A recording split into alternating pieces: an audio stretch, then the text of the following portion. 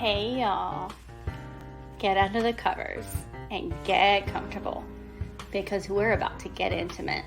No, not that kind of intimate, but close. Did you know that 3 of the most intimate conversations we can have are sex, mental health, and finances? Probably didn't expect that last one, did you? Financial challenges are actually one of the leading causes of divorce and stress today. A big reason? We don't talk about it. At least not thoroughly anyhow. That's where I come in. Hi, I'm Dr. Michelle Marie, a certified wealth coach, best-selling author, and the creator of Bedroom Talks. Get financially intimate. A podcast focused on bringing awareness to the importance of financial intimacy and enticing openness to get real in a judgment-free zone. Together, we're going to cover a multitude of financial topics so you can leap toward financial freedom with confidence. Are you ready? Grab your wine or whatever drink you prefer, and let's unrobe this topic. Hello, and welcome back to another episode of Bedroom Talks, where we get financially intimate. And today, we're going to spice it up a little bit more, okay? Because that is what this podcast is all about. It's about getting more intimate, getting real, getting raw. And why not bring in the topic of sex when it comes to money? And no, I don't mean paying for it. Okay, so get that out of your head. Let's just dive into this a little bit, okay? Here's the thing. Money can have an impact on our intimate life. Okay, in our relationships, money can impact our intimacy with our partner. And bet you're wondering, well, how is that the case? So here's the thing. Money and intimacy are intertwined in a variety of ways, okay? I know you've heard it said before, but let's just reiterate. Financial stress can cause a negative impact on your relationship, okay? It can drain you emotionally and physically, and that often leads to tension in relationships. And when there's tension, how willing are you to be intimate with your partner? Think about that.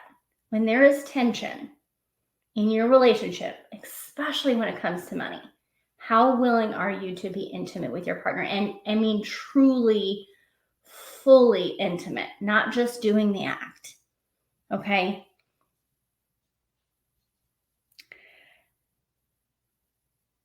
Experts have suggested that money-related arguments are a leading cause of stress. This has been said for years.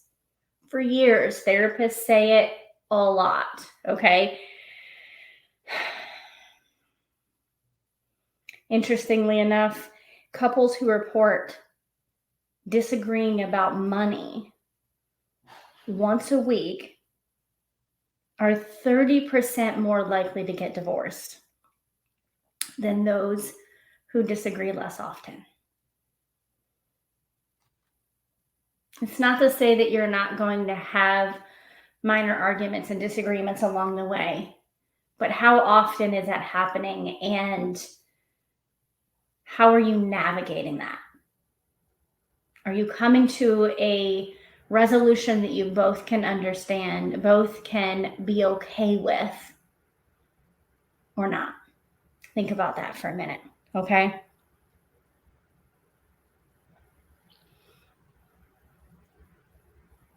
Here's a quote from Dr. Brad Klontz. Financial intimacy is a key ingredient in a successful relationship, and it involves open communication, honesty, and mutual respect for others' money habits and financial goals. Mutual respect. Wow.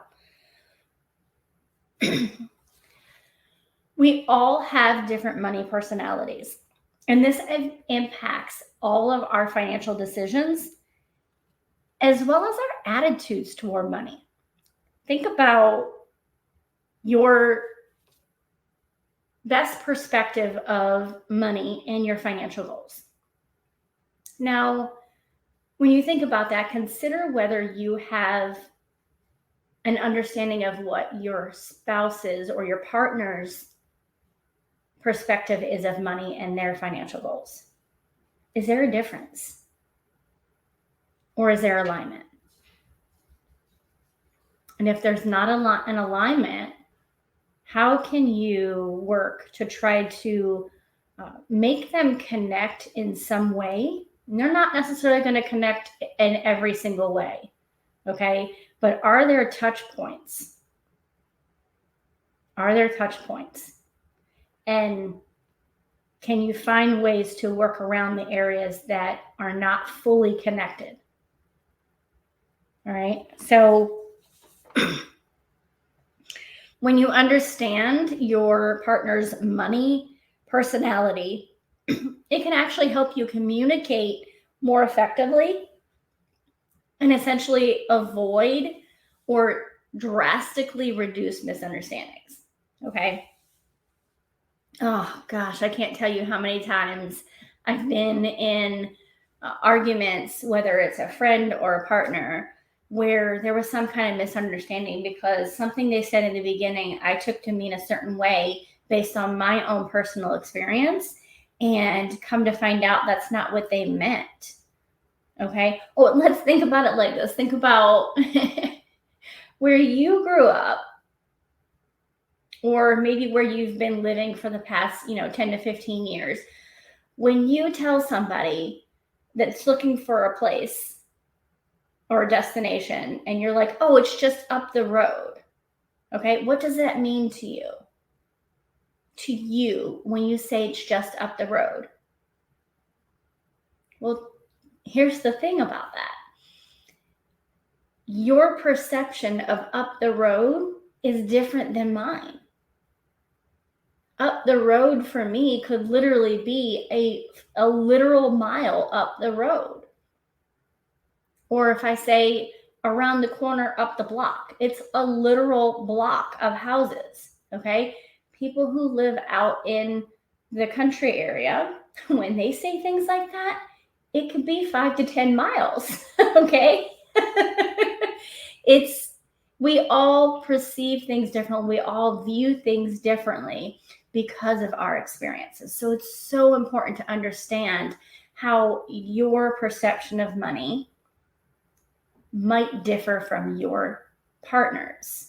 Because if you're not on the same page, it's going to be a struggle. Okay.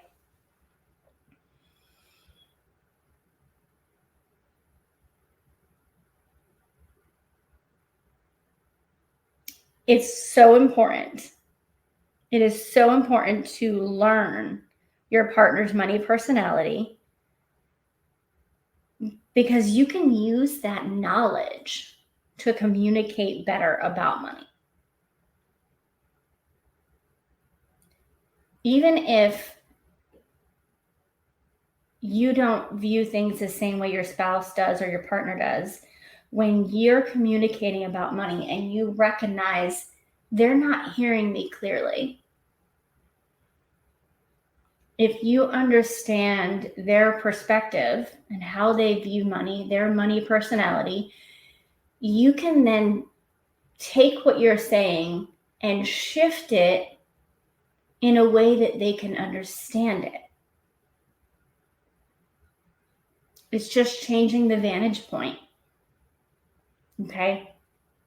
And if you can get to a point where you're able to take what you're saying, what you're explaining, what you feel, what you desire, and not necessarily change it to meet their needs, but to shift your explanation of it so that they can see it differently.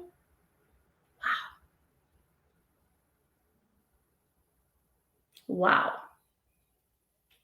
You're actually helping walls to come down. You're showing them, I'm not disagreeing with you.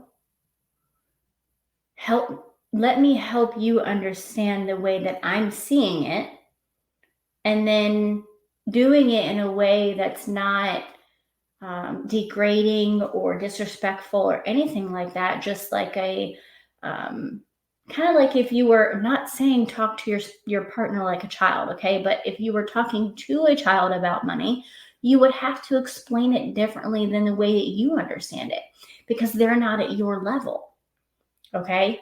It's a similar thing. Not to say that your spouse might be at a different level, but they're not viewing it in the same way. So sometimes you just have to reword things so that they can understand it the way that you're explaining it.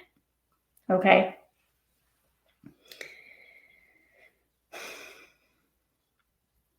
Experts have suggested that couples who work together to overcome their financial challenges tend to have stronger relationships. Okay?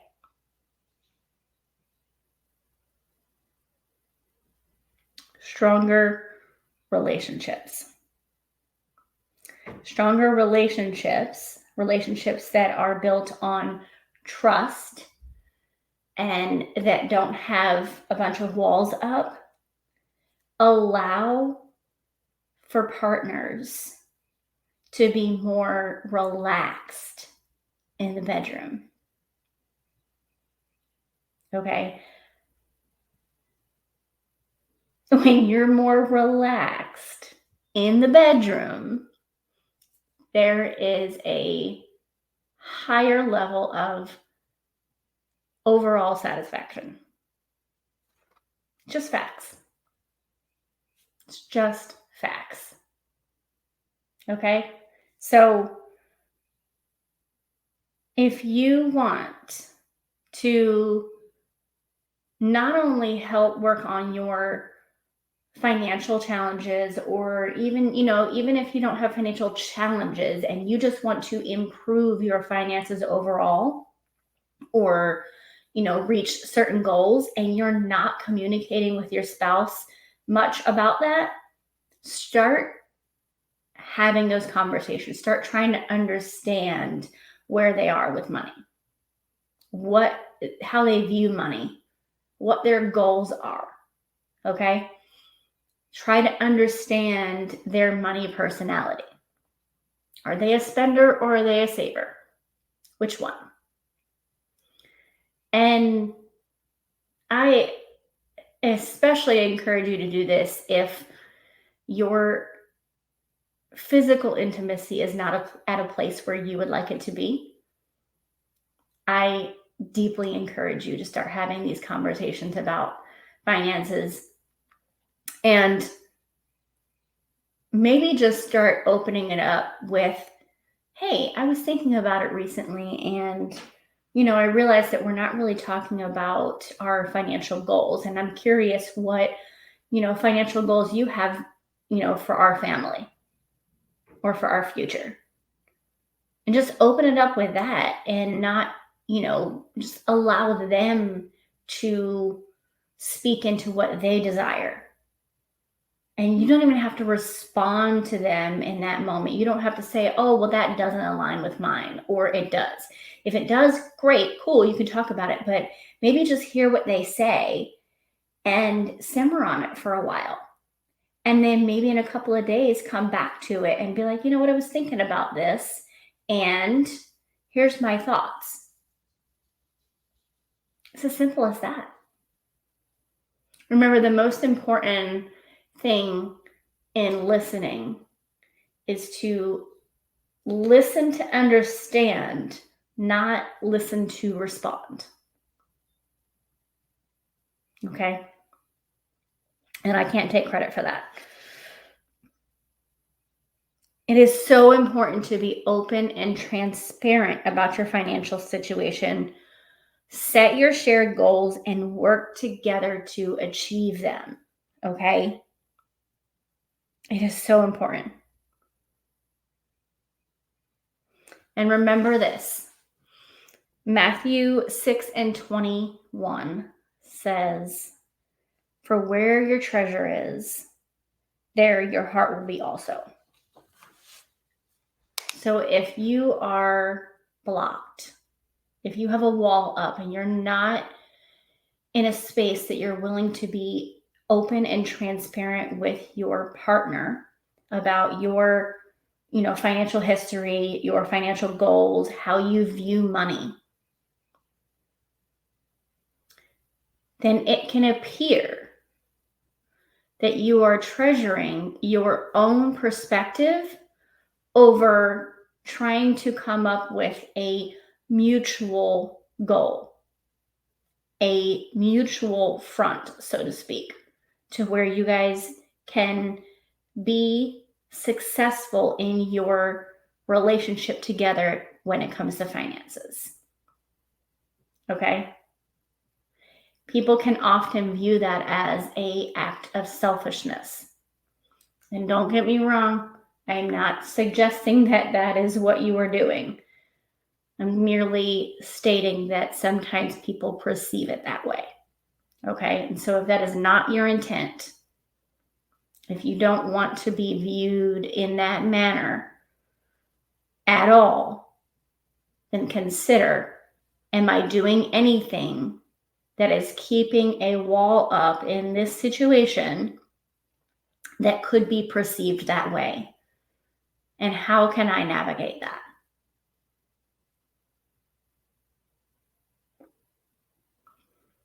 Anytime someone perceives anything of us that is not accurate, the best way to come through that is to talk about it and be honest.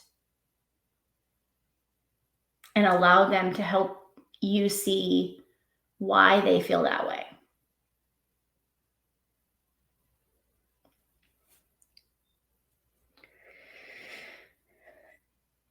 If you're in a place where you're like, okay, I hear you, I understand, I maybe in a place where, things are just not very organized, not where you would like them to be, and you need some resources to help you get started or maybe get back on track when it comes to your finances, I have some free resources. If you go to www.drmichelleMarie.com and select freebies, I have a couple of free resources for you that can kind of help you to reset essentially. Okay.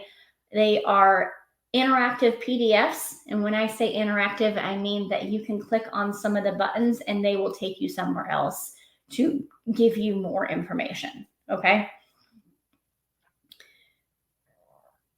I truly, truly, truly hope that something was sparked within you in this conversation. I truly hope that something resonated with you where you're like, you know what? I'm not completely satisfied in my physical intimacy with my partner. And I think that maybe there's a wall up in either myself or in my partner that is causing us to not be fully honest and transparent with one another. And maybe that's contributing to the financial intimacy, the physical intimacy challenges. If that's the case, I 100% encourage you to start having conversations today. Because here's the thing.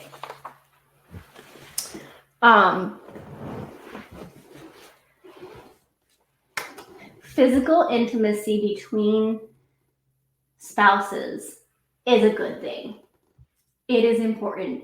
It is necessary. And I want you to have a healthy physical intimacy relationship. Don't let finances be the barrier to that. Stay tuned for another episode next week.